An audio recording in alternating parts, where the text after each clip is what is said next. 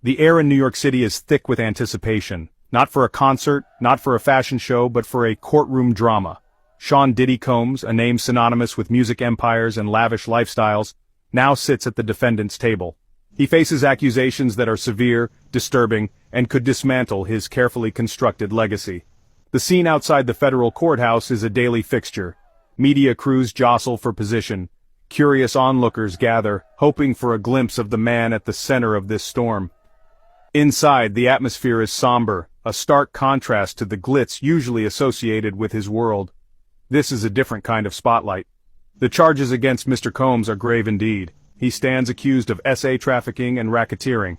These are federal offenses, carrying the potential for decades behind bars. The trial, which commenced in May 2025, is expected to unfold over a period of 2 challenging months. It is a complex case, meticulously pieced together by prosecutors. The very courtroom where these proceedings take place has a history. It has previously hosted other high-profile trials, including those of Sam Bankman-Fried and E. Jean Carroll's lawsuits against Donald Trump. Now it is the stage for another chapter in legal history, one that has captivated and appalled in equal measure.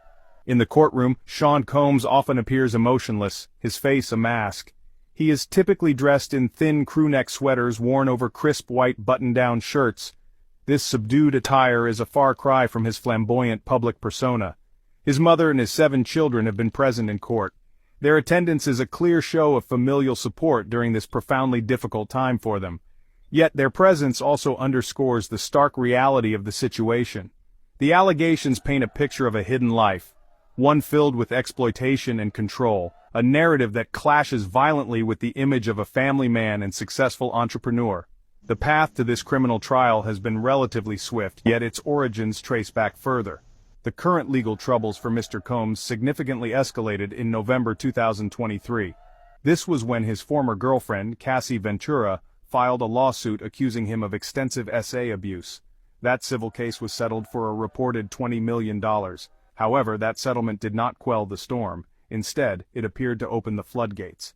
Other civil lawsuits followed, each adding layers to the disturbing claims. Federal prosecutors in Manhattan then fast-tracked the current criminal case, signaling the seriousness with which they view the accumulated allegations.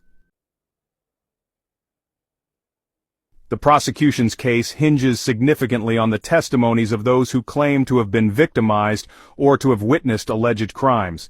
Cassie Ventura, the pop singer and Diddy's former long-term partner, is a star witness. Her testimony has been graphic and deeply unsettling. She described an 11-year relationship allegedly marred by coercion and control. Miss Ventura told the court she was forced into freak-offs with other men and male adult workers.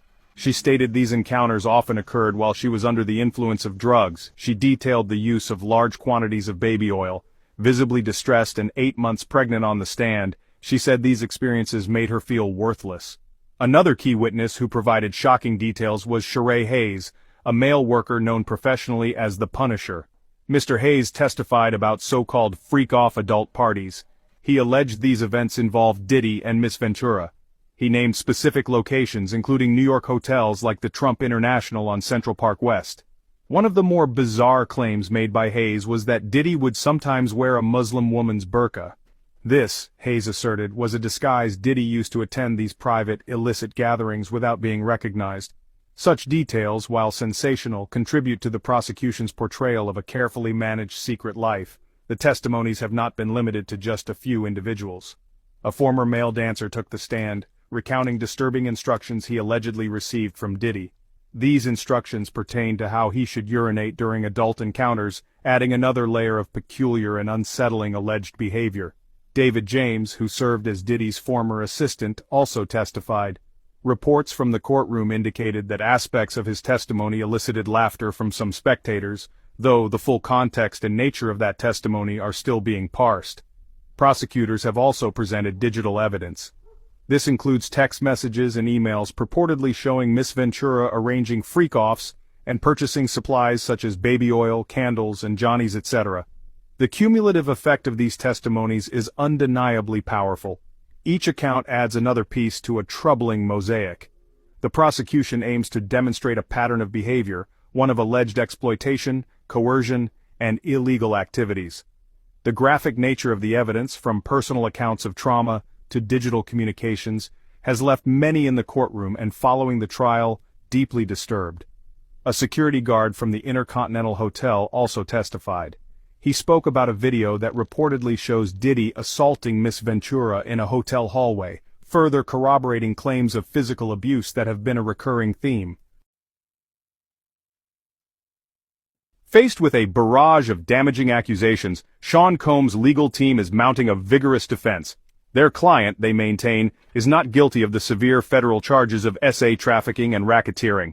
The core of their argument is a steadfast denial of these specific criminal enterprises. They aim to dismantle the prosecution's narrative piece by piece.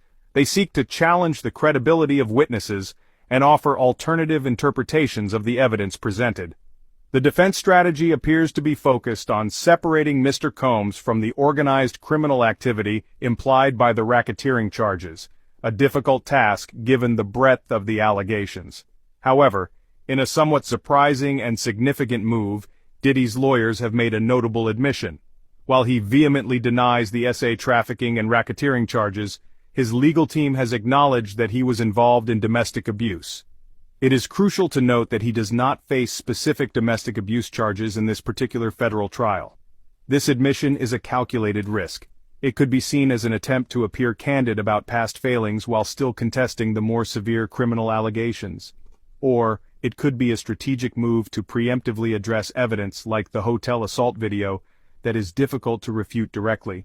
The defense has offered explanations for some of the specific incidents brought forth by the prosecution. For instance, regarding the hotel surveillance video that allegedly shows Diddy assaulting Cassie Ventura, his lawyers have countered this portrayal.